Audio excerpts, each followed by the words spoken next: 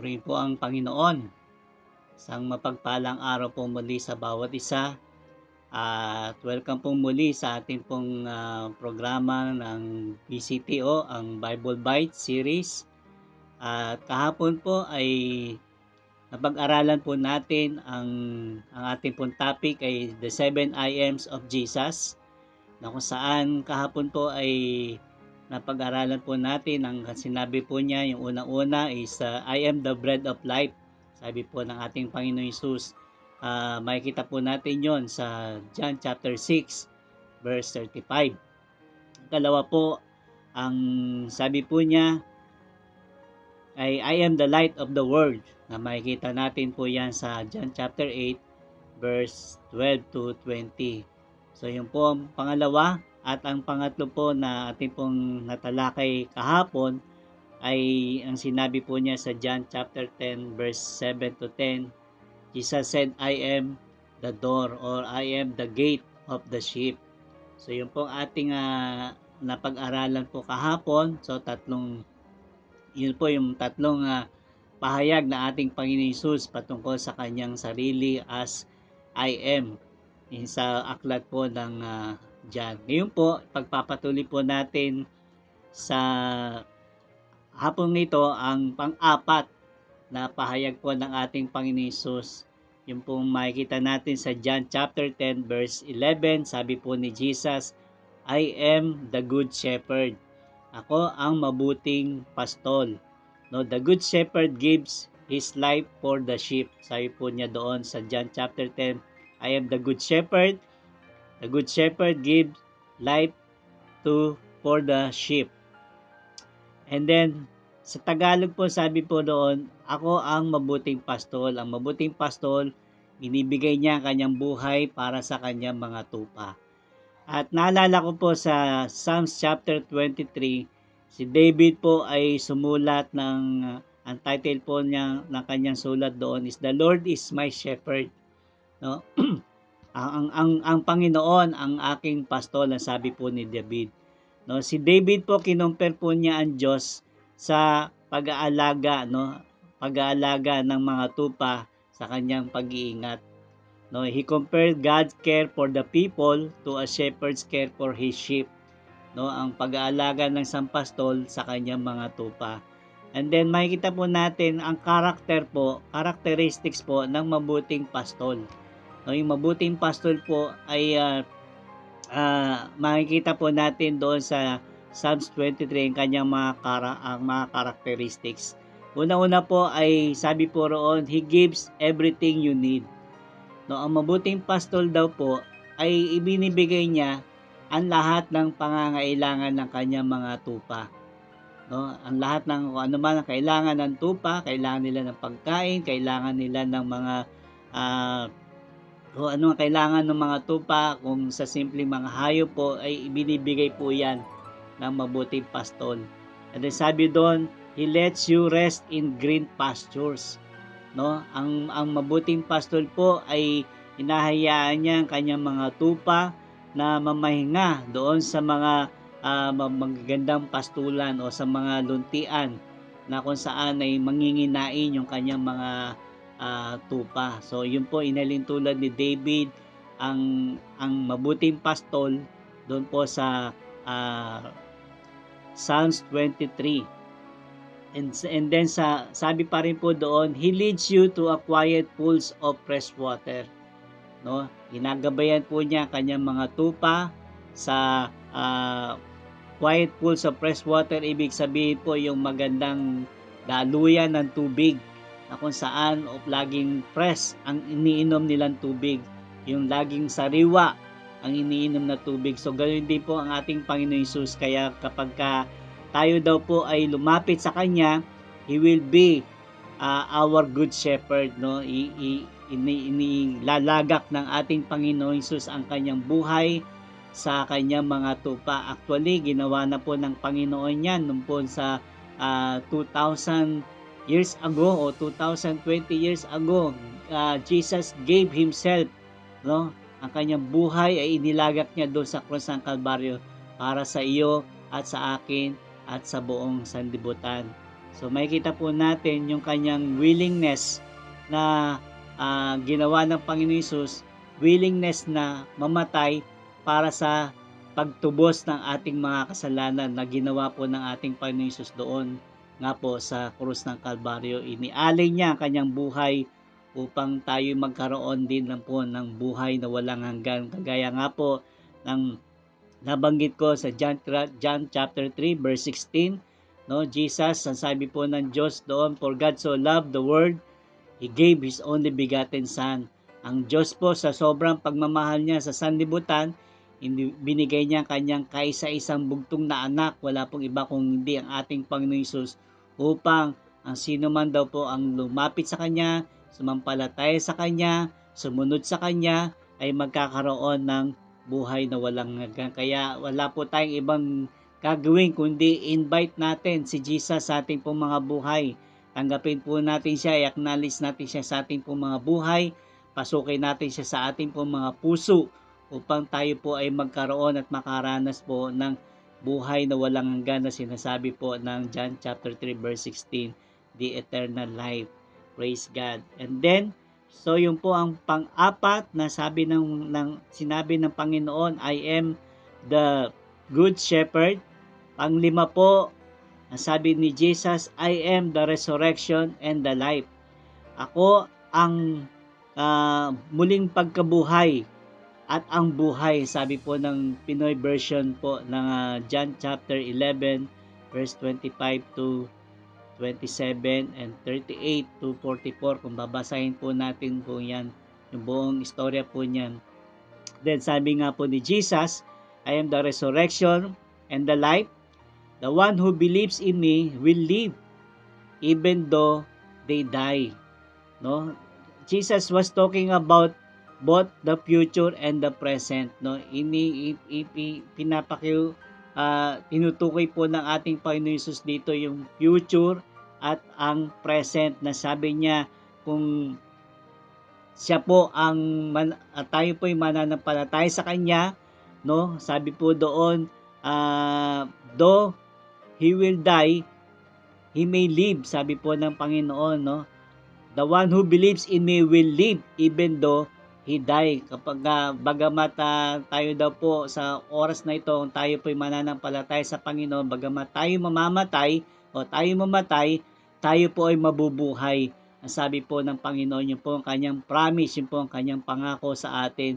Ibig po sabihin, yung ating pong spiritual na buhay, yung ating pong kaluluwa, bagamat tayo mamamatay sa physical na pangangatawan, ay ang ating pong kaluluwa at ating pong spirito ay bubuhayin muli yan. Mabubuhay po muli yan pagdating po ng pangalawang pagbabalik po ng ating Panginoon Hesus na itinakda po ng ating Diyos. Kaya po, ang sabi ni Jesus, I am the resurrection and the life. No? He who believes in me will live even though he die. Kaya mabuti po, napakabuti po na tayo po ay manalig sa ating Panginoon Hesus upang maranasan po natin na tayo ay hindi na mamamatay. Ang ating pong tinutukoy po ng Panginoon doon yung ating pong spiritual life, yung ating pong kaluluwa ay naka-safe na po yan, naka-secure na po yan sa Panginoon. Once tayo ay nagtiwala sa Kanya, once tayo po ay initrust natin ang ating buhay sa ating Panginoon. And then sabi po roon, everyone who believes in Jesus receives eternal life. No? Lahat po ng sino man ang natatanggap, mananampalataya sa Panginoon, ay magkakaroon nga po ng buhay na walang hanggan. Therefore, Christians have life that death cannot take away from them. No, magkakaroon daw po tayo ng buhay na maging ang kamatayan ay hindi na ito maaagaw sa atin, yung buhay na walang hanggan po na yon. Our physical bodies die, but our spirit has eternal life. In the future, we will have new bodies too.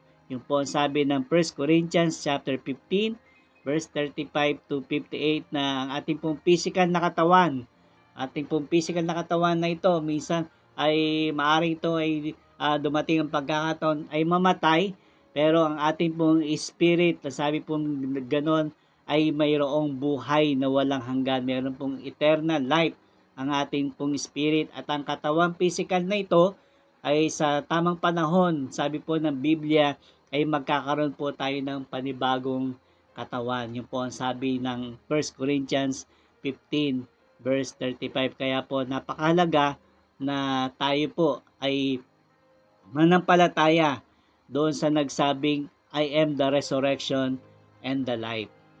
Praise God. Then, number 6 po, sabi ni Jesus, I am the way, the truth, and the life. Ito po yung nabanggit ko kahapon, no? I am the way, the truth, and the life. No one can comes to the Father except through me. Sabi po ng John chapter 14, verse 16. Napakaganda po nito. Sa verse 6, sabi po ng Pinoy version, sinagot siya ni Jesus, ako ang daan, ang katotohanan, at ang buhay. Walang makakapunta sa Ama kung hindi dadaan sa akin. So, sabi po ni Jesus, siya ang daan, siya ang katotohanan, at siya ang buhay.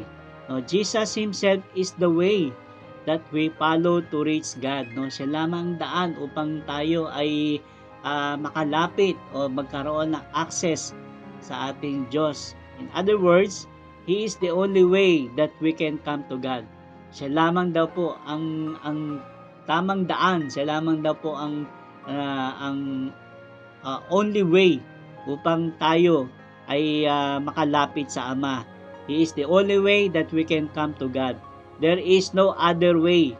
No, some people say that other religions lead to God too. This is not true. Hindi po 'yung totoo na may mga religion na pwede din naman maging daan upang ikaw ay maging malapit sa Diyos. Hindi po, sabi po ng Bible, no, si Jesus lamang po, Jesus himself said, I am the only way. I am the way, the truth, and the life. Sabi po ni Jesus, hindi niya sinabing I am one of the many ways, no? Sinabi niya, I am the way.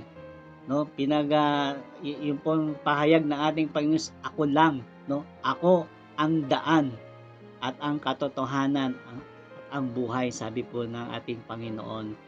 Sabi niya, Jesus called himself the truth because he does more than just to tell us the truth about God.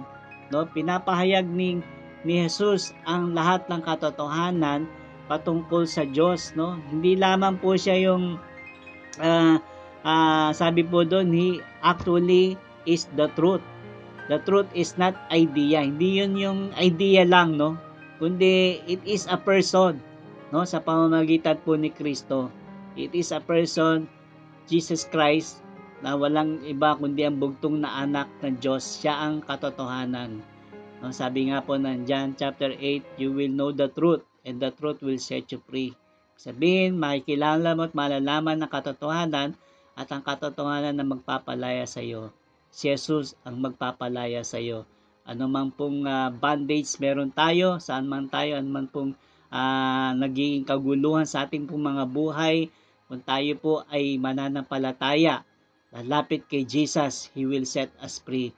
Tayo po ay magiging malaya na tunay kapag lumapit tayo at nanampalataya tayo kay Jesus, because Jesus said, I am the way, I am the truth, I am the life. No one can come to the Father except by me, sabi po ng ating Panginoon Jesus. Jesus is the life. No? Sabi po doon, He does not just give us life, He share His life with us. No? He share His life that God gave with us. No? Binigay po ni Jesus ang kanyang buhay. No? Sinyer niya yung kanyang buhay doon sa krus ng Kalbaryo. Binigay niya yung kanyang buhay para po lamang tayo ay magkaroon ng buhay na walang hanggan. No, siya po na walang kasalanan, sabi ng Biblia, ay naging kasalanan doon sa krus ng Kalbaryo upang tayo po ay magkaroon ng katuwiran sa harapan ng Diyos na buhay. So yun po ang pang-anim na pahayag ni Jesus, I am the way, the truth, and the life. Praise God. Jesus called himself the truth, called himself the life, and he called himself as the way.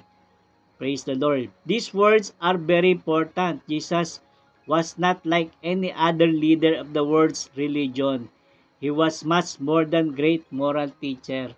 No, siya lamang ang daan, ang katotohanan at ang buhay noon, ngayon at magpakailanman. No, praise God. Hindi lamang yung kahapon, hindi lamang po ngayon, kundi magpakailanman sa mga darating pang future. He is the only way. He is the only truth. He is the only life. Sabi po ng Bible. Praise the Lord. So, yun po ang tatlong pahayag ng Panginoon. Tayo po ay nasa pito na. At bukas po, magkita-kita po muli tayo upang marinig po natin yung pong kanyang pangpito na pahayag. Sa oras po na ito, nais ko pong muling manalangin at ipanalangin po kayo, anuman po ang inyong ginagawa. Salamat sa inyong pong pakikinig. Nawa po ay patuloy nating matutunan, patuloy natin pong mas makilala pa si Jesus sa malalim na kaparaanan sa pamamagitan po ng pag-aral at pakikinig ng salita ng Diyos. Sabi po ng Romans chapter 10 verse 17, faith cometh by hearing and hearing the word of God. Kapag tayo po ay nakakarinig, nakikinig ng salita ng Diyos, ay nagkakaroon tayo ng pananampalataya sa ating Diyos na buhay. So, saglit po tayong manalangin sa oras na ito. Lord God, salamat at muli mo kaming binigyan ng pagkakataon makarinig ng salita mo. Really, Lord, na sinabi mo na sa pakikinig at pakikinig ng salita mo ay nagkakaroon kami ng pananampalataya. Kaya dalangin ko, patuloy na patibayin mo aming pong pananalig, magkaroon kami ng tunay na pananampalataya sa iyo. Lord Jesus, we believe you, we accept you in our hearts, Panginoon. Kayo po ang patuloy na maghari sa aming mga buhay, kayo ang kumilos, kayo na Panginoon ang siyang gumabay sa aming pong mga buhay mula ngayon at magpakailanman. Patuloy ka naming mapapurihan sa aming pong mga buhay. Maraming salamat sa aming pong pagkakataon na ito na pinagkaloob mo, Panginoon. Samahan mo kami, O Diyos, sa mga darating pang araw ng aming mga buhay at gabayan mo kami, Lord God, maging aming pong mga trabaho, Lord God. Samahan mo kami, O Diyos, sa lahat po ng ginagawa namin sa araw-araw. Patuloy ka mapagpala at maluwalhati sa aming mga buhay. Lord, salamat po at patuloy ko din po tinadalangin sa inyo ang Bacoor City Transformation Office, O God, at ang lahat po ng mga kapastoran, Lord God, na kabahagi nito ay pagpalain mo bawat iglesia, Panginoon, ng Bacoor, O Diyos, and even ang aming Bacoor City Lord, government, Panginoon, sa pamumuno po ni Mayor Lani Revilla. Pagpalain mo siya, Panginoon, ang kanyang buhay at ang lahat po ng kanyang pinamumunuan sa aming pong lungsod, O God. Salamat, Panginoon. Pinupuri ka namin sa gabang ito. Ito po ang aming dalangin sa pangalan po ni Jesus. Amen. Amen. Pagpa-araw po muli sa inyong lahat. Kita po tayo po muli bukas, alas 4 din po ng hapon para po sa Bible Bite series. Salamat po. God bless you all.